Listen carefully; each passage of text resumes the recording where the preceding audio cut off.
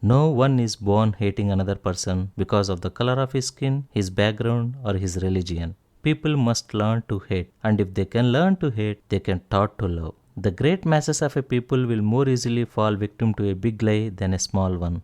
Two men, two beliefs, one shaped a nation, the other scared the world. This is belief, the power to heal or destroy. In today's episode, we will discuss about Nelson Mandela and the Hitler. Nelson Mandela, the belief that set a nation free, the man who refused to bow. 1964, the trial of Nelson Mandela. A man stands in the dock staring down the architects of apartheid. He is not asking for mercy, he is not pleading for his life. Instead, he delivers words that will echo across time. I have walked that long road to freedom. I have climbed one great hill, but I can only rest for a moment, for the freedom comes responsibility. The judge sentences him to life imprisonment, 27 years, that is 9,855 days. Every morning he wakes up in a cell smaller than a bathroom. Every afternoon he crushes limestone under the African sun, his eyes burned by the glare. Every night he dreams not of escape, but of a South Africa where a black child and a white child can hold hands. But belief, true belief, does not die in chains. The choice that defined a nation. 1990, the gates of Victor Verster prison open. Mandela walks free. He is no longer a prisoner, but neither is he a king. South Africa stands on the edge of civil war. The people want justice. They want vengeance. They want blood. But Mandela believes in something greater. Courage is not the absence of fear, but the trump over it. The brave man is not he who does not feel afraid, but he who conquers that fear. He chooses forgiveness. He chooses reconciliation. And in that moment,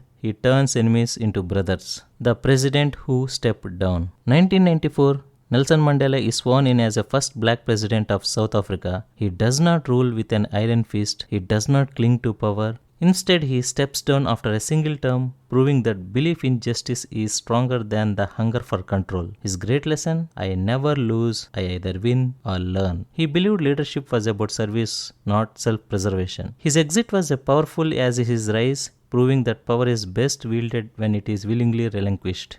Because of his belief, South Africa wins too. Adolf Hitler, the belief that burned the world, the birth of dangerous belief. 1999, Germany is broken. The Treaty of Versailles has left the people humiliated, starving and desperate. And in the shadows, a bitter young soldier clings to a single belief: Germany did not lose, Germany was betrayed. And he writes, only a storm of glowing passion can turn the destinies of a people, but only he who is passionate himself can arouse passion in others. The world doesn't listen until it is too late. 1933, Hitler is now chancellor. His belief becomes law, dissenters disappear, books burn, enemies are named, Jews, communists, intellectuals, and the world is warned. Hitler: I do not see why man should not be just as cruel as nature. 1939, war begins.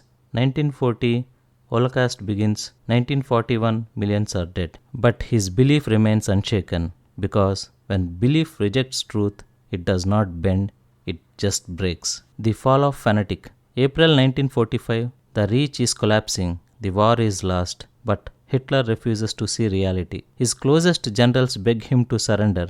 His own people flee the burning ruins of Berlin. But his final words are not of regret, not of reflection. They are command to destroy Germany itself. Hitler: if the war is lost, the nation will perish. Those who remain are inferior and deserve to die. And so, as the world rejects his belief, it has the only thing left: a gunshot, a body, a bunker swallowed by fire. Final reflection. Two beliefs, two worlds.